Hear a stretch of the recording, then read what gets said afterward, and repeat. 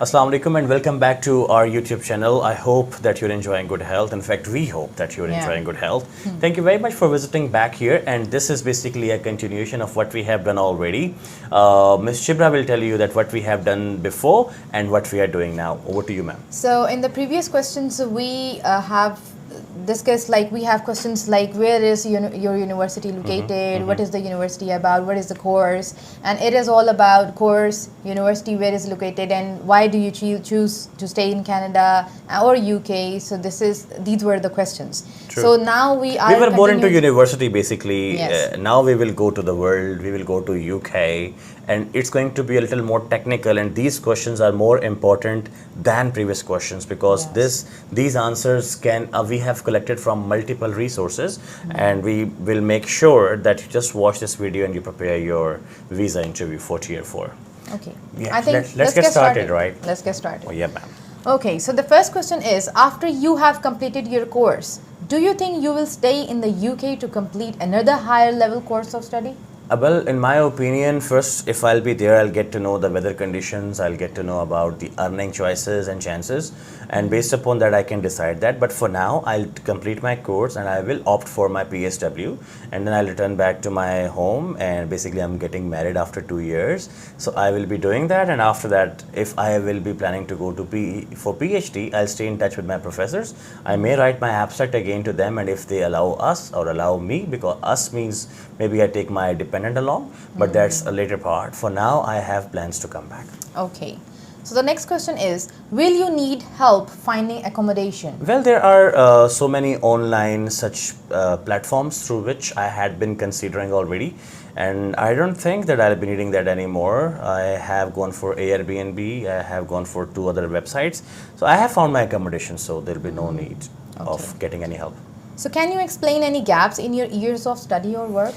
Yeah, there's 1 year gap between my bachelor's and my intermediate. Basically, I completed my intermediate back in 2016. I started my bachelor's in 2017. In that 1 year gap, I unfortunately was not well at all. I had a severe disease, and I have attached my documents with my file that can be taken care of, can be looked into. So I wasn't well, so I could not start, and I could not get into one of the intakes of the university. So I had to wait to get into the intake. Okay.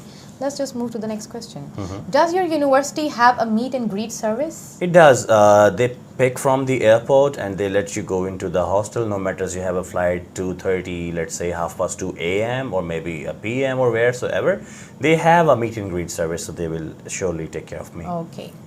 And do you understand what your responsibilities will be as a Tier 4 student? As far as I'm concerned, I guess, yes, I am not supposed to work extra. I need to take care of my responsibilities as a student. I have to be a responsible citizen. I should not disturb anyone. I have to abide by the rules and laws as the regular human beings and citizens do. I'll do the same thing. Yeah, sure. Okay, so the next question is, what is your current occupation? Basically, I was not that fortunate to get myself employed because I had only 3 months. So I have gone to one of the top rank offices of Pakistan that names Gateway Study Links, and I was there as an internee. I stayed there for 3 months. I sharpened my skills as an IT instructor over there, and now I am going to UK if you allow. Yeah, sure, why not? Okay, so the next question is, do you have relatives who have like studied at a similar level or have studied overseas? Yeah, it has. It's a kind of culture in my family that we mostly go abroad for the studies.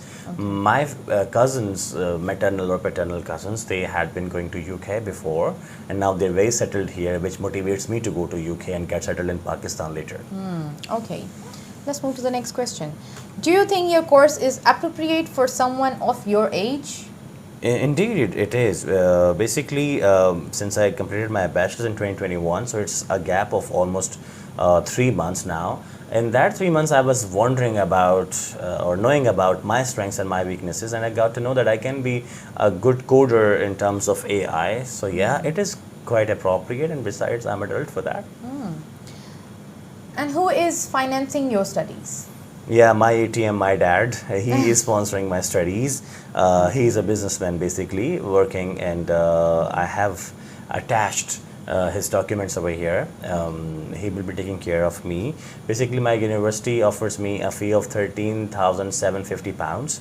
So, for me, being a struggler, 3 months internship, Gateway did not pay me well, so I don't think that I'll be able to sponsor myself. So my dad will do that. Okay, sure. Okay, so the next question is, what is the profession of your financial sponsor and what relationship are they to you? Well, I'll come back to the same answer again. That's my dad. Basically, the relationship we have, the stronger relationship in the world.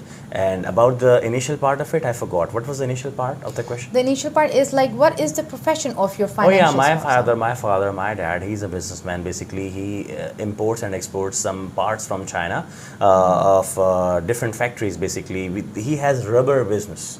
Okay, there are some belts used in the cars and in the factories. He imports them in Pakistan and then sells it over here. So he's a businessman basically. Okay. He has his factory in Lahore. Okay.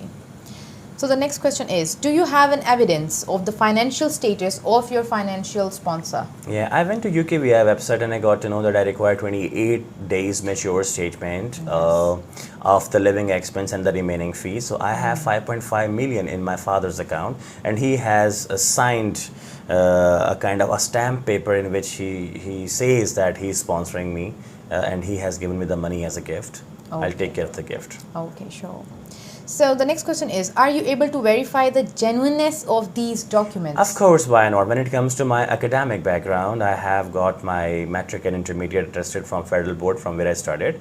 And then from there, I went to IBCC. I get them certified from there or attested from there as well. Then I went to HEC for my BAs. I took all my certificates to MOFA, that is Ministry of Foreign Affairs. So these are genuine. Besides that, my bank statement was an HBL, a top rank bank in Pakistan. So it is verified through stamp, and any one of your officers can cross check it as well. So these are genuine, as I am genuine. Okay.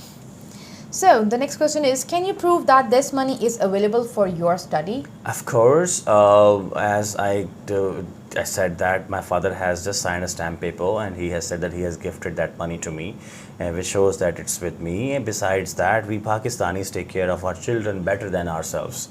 So my dad, if through any thick and thin, how bad he would be, the bad will stay the dad, and he will be helping me throughout. So that shows that this is my own amount and I will spend on me. Okay. And would you be able to pay your tuition fees in one full amount? For now, I'm afraid no. I would not go heavy on the pocket of my dad. The fee, as I said, that's 13,750 pounds. So I'm paying almost 6,000 pounds for now. Though university requires 3,000 pounds, so I'm going ahead than that already, but not the complete fee, since it's a huge amount in Pakistani rupees. And I'll wait that the rate of pound goes somehow plummets down, and then I pay my fee. So that trying to go a little clever. Let's see what happens. Sure. So the next question is, have you checked the university refund policy? Yeah, I did. If, God forbid, you don't allow me to go abroad, just in case, so my whole fee will be refunded. I will be losing the amount of the embassy visa appointment and my medical, that's it. Rest would be okay. Okay. IHS will be refunded as well as my fee. Okay. So do you know how much accommodation will it cost you in the UK? Overall, it's basically I'm going to London, so it will cost me 1330 pounds a month. If it could have been out of London, it could have been 1,030 pounds a month.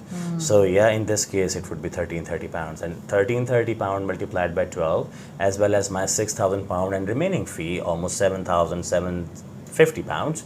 A cumulative of that amount is shown in my bank account, so that I can stay there for 1 year, and that is the duration of my degree too. Okay. So the next question is, do you know how much your living expenses will be? Of course, if I'll be living a lavish life, London is expensive. If I'll go to the pubs and to the parties, of course, it would be more heavier than my tuition fee. Other than that, a regular accommodation, for example, having a hamburger a day, or maybe some apples or some fruits, I guess it would not cost me more than 30 pounds a month, including my living as well as my eating. Yeah, I'm an Epicurus person. Okay, I think that is a good idea. Yep. Eating apples and fruits. Okay, so the next question is, do you know whether you are entitled to work part-time in the UK? But yeah, I am. They have a policy 20 hours for a week. Okay. Okay, so for 20 hours I can work in UK, so I'm entitled for that. Okay, so the next question is, do you know how many hours you will be able to work in the UK? I guess that's what we have just discussed so far. I am entitled to work for 20 hours a week, basically. So that will be fine for my regular living expenses, I guess. Okay, let's move to the next question. Last but not least. Okay. Do you know the likely hourly rate of pay for part-time work in the UK? Well, I recently read that luckily it has been increased and it's 9.81 pounds to be exact right now. So if I work for an hour legally, I'll be getting 9.81 pounds. So that is the legal thing over there. Okay. Thank you so much, Sir Mubarak, for answering me. Thank you all very much, the Ms. questions, Shibra. Thank you all very of much the for questions. having Thank me you so here much. as well. Guys, if you are struggling for such things, I hope this video, you will find that helpful to you. And besides that, if you have any queries, you're more than most welcome to call us at 0331 873 1234, or you can dial at our landline 051 873 1234, or you can drop yourself here in above Just Coffee Planet, and we are in office number 7, Gateway Study Links, or PWD, opposite National Bank. God bless you all. Thank you so much. Allah Hafiz. Thank you, ma'am. Thank you.